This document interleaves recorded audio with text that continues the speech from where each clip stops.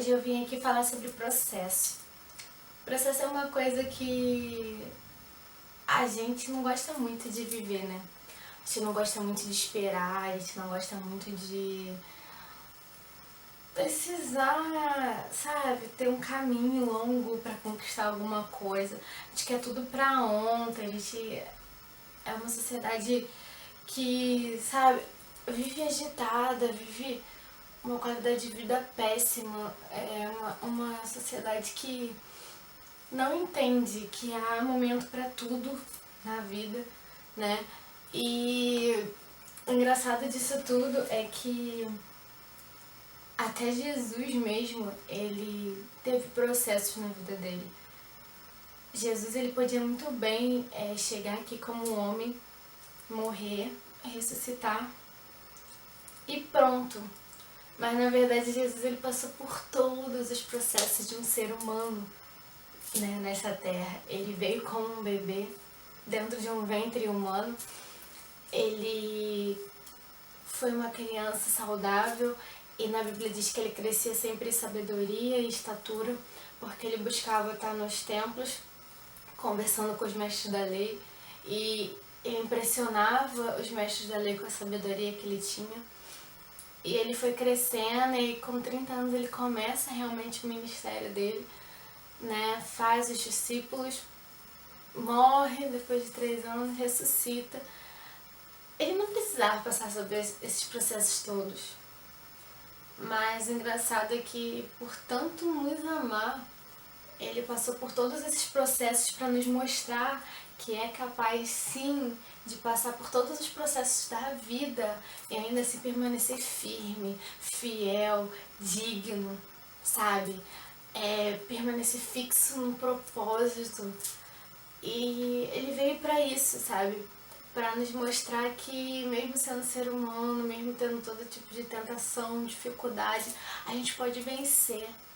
Porque é tudo questão de saber quem está dominando.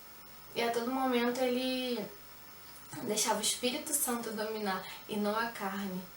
E lá em Eclesiastes 3, cara, são versículos maravilhosos. Diz assim: para tudo há uma ocasião certa.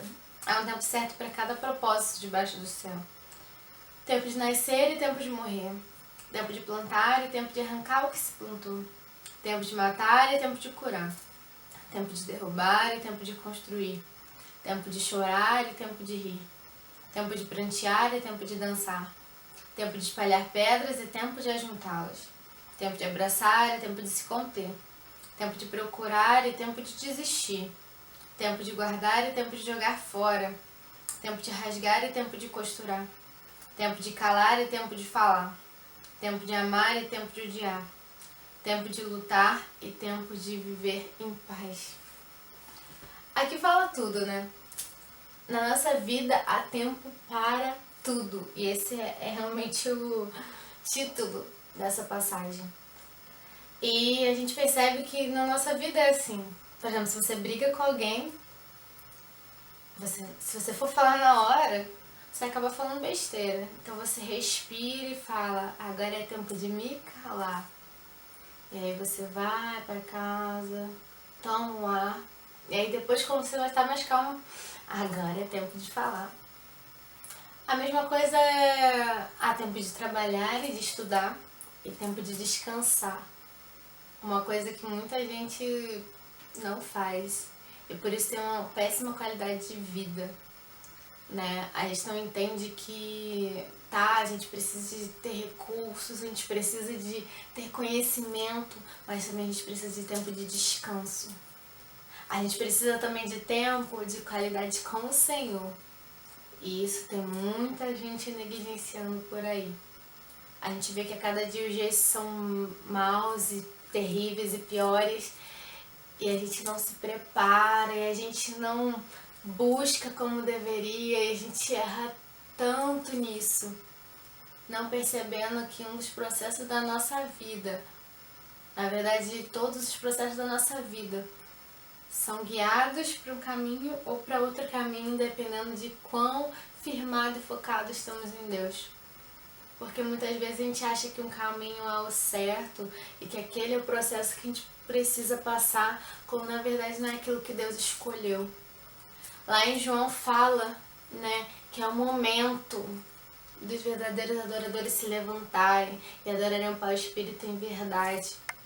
E esse é o momento de você mostrar nessa vida caótica que todo mundo tem vivido, de que é possível se ser um cristão verdadeiro, fidedigno, fiel, sabe? Um cristão que adora a Deus de verdade. Chegou a hora de você realmente despertar e falar assim: ei, a Bíblia não é isso que todo mundo está dizendo. Porque hoje em dia todo mundo falando na Bíblia são um conjunto de regras, conjunto de leis de pode e não pode e tudo mais. E Deus é um Deus que não deixa nada. Ei, ei. Deus sabe o que é melhor para sua vida. Deus, ele tem os melhores caminhos. Ele é pai amoroso, ele é pai bondoso e já chegou a hora. Já faz tempo que chegou a hora de você entender isso. De você entender que todas essas coisas que você tem colocado na sua cabeça ou que as pessoas têm colocado na sua cabeça é tudo mentira. A Bíblia não é um livro antigo, cheio de regras, mas é um livro para ser seguido, um livro que nos auxilia, que mostra a história de homens como nós que foram vencedores durante a vida. E mesmo assim a gente não enxerga. Cara, passar por processos é uma coisa bem difícil. Até porque a gente não entende de primeira o porquê que a gente teve que passar por todos esses processos, né? Na minha vida, por exemplo, né, estudantil, o que aconteceu foi que quando eu tava chegando no meu terceiro ano, eu falei assim, eu preciso passar direto para uma faculdade pública. E o que aconteceu foi que eu não consegui passar de primeira. E aí no ano seguinte eu fiz pré e eu falava assim, poxa vida, depois de tudo que eu vi na escola, tem que ver tudo de novo. E depois que eu saí, né, desse processo todo, eu entendi o porquê que eu precisei ir para um pré, porque eu precisei não ir direto para a faculdade. Porque eu comecei a ver um novo mundo, sabe, com as pessoas do pré-vestibular, com os professores julgando a sua crença. Isso era uma coisa que me angustiava demais, você precisava respirar e não falar nada para não causar briga, sabe? E depois desse um ano de pré, eu passei para uma faculdade, só que era um pouquinho longe de casa e por isso eu precisava ficar no lugar. E aí eu fiquei 4 meses nessa faculdade. Foram momentos que foram bem difíceis para mim também, de estar sozinha em um outro lugar que eu não conhecia ninguém, fazer tudo sozinha, que antes era papai e mamãe pra tudo, né? E, cara, foi um momento de muito crescimento meu com Deus, muito crescimento meu de amadurecimento de vida mesmo, né? Porque você tem que fazer sua comida, você tem que comprar sua comida, você tem que deixar suas coisas arrumadas, enfim. Foi um momento muito saudável nesse sentido, de que eu tive que me agarrar muito mais em Deus, porque o desânimo e a tristeza batia muito forte de estar sozinha, as pessoas do local não eram muito receptivas, sabe, acolhedoras. Eu cheguei até em uma igreja lá para eu não me sentir tão só e foi muito bom também esse momento nessa igreja. E aí, graças a Deus, depois desses 4 meses lá, na faculdade lá, eu consegui passar para uma faculdade perto de casa. Na verdade, antes disso, o meu sonho era ir para uma faculdade e em um culto que eu fui em uma outra igreja, Deus me diz assim, não, você não vai para essa faculdade. E eu falava assim, que Deus? Como assim eu não vou para essa faculdade? É o meu sonho ir para esse lugar. É o meu sonho estar ali. E aí ele falou assim, tá, é o seu sonho, mas se você for para esse lugar, você vai ser da minha presença. Cara, aquele dia foi um dia muito difícil pra mim. Renunciar a algo que você quer muito é muito difícil. Muito difícil, muito difícil. Eu tive que fazer isso algumas vezes na minha vida. Eu sei que ainda vou ter que fazer muitas vezes, mas é muito difícil. E naquele dia eu falei, tá bom, Senhor, se o Senhor tá me mostrando, tá me dizendo que eu posso me afastar de Ti, então eu abro mão desse sonho. Porque a gente precisa entender que no processo da vida, não é os nossos processos que vão nos levar para o caminho certo, para o caminho saudável, para o caminho de Deus, que sabe aquele caminho perfeito. Mas que tudo aquilo que Ele fala no nosso coração e a nossa mente é o que vai nos guiar para o caminho correto. E aí eu passei por uma faculdade perto de casa, depois desses 4 meses lá nessa cidade, lá em Friburgo. E aí quando eu passei eu percebi, assim, o porquê de todo esse processo, sabe? As pessoas eram muito diferentes, você não vê muitos cristãos. No começo eu me sentia muito sozinha na faculdade por conta disso, até eu achar cristãos, até eu descobrir o porquê eu estava ali. E hoje em dia eu faço parte de um movimento cristão na faculdade. Isso mudou totalmente a minha vida, assim, sabe? De eu falar assim, olha, eu não tenho só o propósito de me formar em uma profissão. Na verdade, eu sempre falei para meus pais que não era a minha principal motivação de estar ali, me formar numa profissão, mas sim de levar o evangelho de alguma forma naquele lugar, né? E eu entendo claramente por que Deus queria que eu estivesse ali naquele lugar, sabe? E falta um ano ainda pra me formar, mais um ano ainda pra me formar. E eu peço assim, Deus, me mostra cada dia o que o Senhor quer que eu faça ainda neste processo, ainda nessa caminhada lá, sabe? Porque a gente precisa entender que em toda a nossa trajetória de vida é processo. A vida são processos. E às vezes Deus quer que você tenha prioridade em uma coisa que ninguém tá dando prioridade. Às vezes Deus quer que tu olhe de um jeito que ninguém tá olhando. E eu sou muito grata a Deus por viver processos. Porque é muito bom, assim, entender que Deus te dá uma visão, te dá um propósito grande de vida. E ainda assim Ele não faz com que você caminhe para esse propósito em um dia, em uma semana, em um ano, mas é que você vive a sua vida inteira se preparando para aquilo. Com Jesus foi assim, Ele só começou o ministério dele com 30 anos. Que tanta preparação é essa para conseguir motivar pessoas a seguir a Ele? Tanto é que quando Ele começa o ministério, Ele vai lá aos pescadores e Ele fala, ó, vem comigo agora que vocês vão ser pescadores de gente. Imediatamente eles largam tudo e seguem a Jesus. Porque Ele realmente estava preparado, porque realmente Ele tinha vivido todos os processos em perfeição. E, nossa, falar sobre isso me dá às vezes uma ansiedade santa, né? De entender que eu tô vivendo vários processos pra chegar a um propósito maior de Deus. E nossa, isso não tem preço.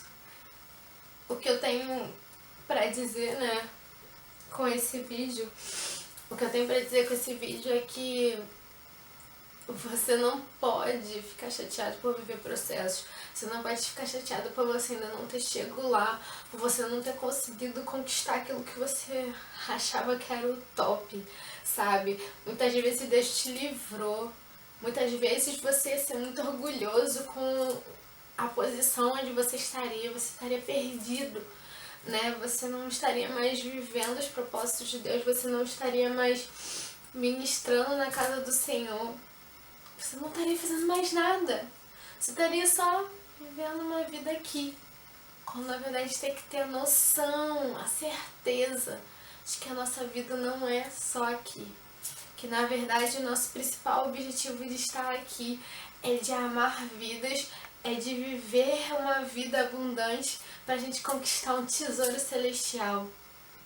E enquanto a gente tiver esse foco, esse pensamento na nossa vida, a gente vai entender o porquê de tudo isso, o porquê de todos esses processos, o porquê de algumas coisas serem muito lentas. A gente vai entender tudo. E lá em Provérbios 2 fala assim: Meu filho, se você aceitar as minhas palavras e guardar no coração os meus mandamentos, se der ouvidos à sabedoria e inclinar o coração para o discernimento, se clamar por entendimento e por discernimento gritar bem alto, se procurar a sabedoria como se procura a prata e buscá-la como quem busca um tesouro escondido, então você entenderá o que é temer o Senhor e achará o conhecimento de Deus. Muitas pessoas têm se perdido e muito aumenta a quantidade de afastados, né? A quantidade de pessoas que não frequentam mais uma igreja porque elas não entendem essas palavras aqui. Aqui é definido tudo como uma condição, né? Se você aceitar, se der ouvidos, se clamar, se procurar, tudo com clareza, a gente vai viver uma vida mais saudável se a gente seguir a Deus, se a gente temer a Ele, se a gente entender que precisa passar por processos na vida, se a gente entender que a gente precisa guardar as palavras de Deus no nosso coração e prosseguir para o alvo da soberana vocação. Você precisa entender, processos são bênção do Senhor para a sua vida, porque se Ele te desse agora tudo aquilo que Ele tem prometido, você não estaria mais onde você está. Na verdade, você não seria quem você é e quem você tem se tornado. Ele quer que você seja bênção nas mãos dele, mas ele quer que você antes seja barro, que é moldado da forma que o oleiro deseja, para que você venha cumprir toda a boa missão que ele tem para você de forma exemplar, de forma excelente, de forma sem ruga, sem mácula, porque foi para isso que ele te criou. Então valorize os processos que você tem tido na sua vida. Conte sobre esses processos para as outras pessoas e veja os milagres de Deus acontecerem na sua vida.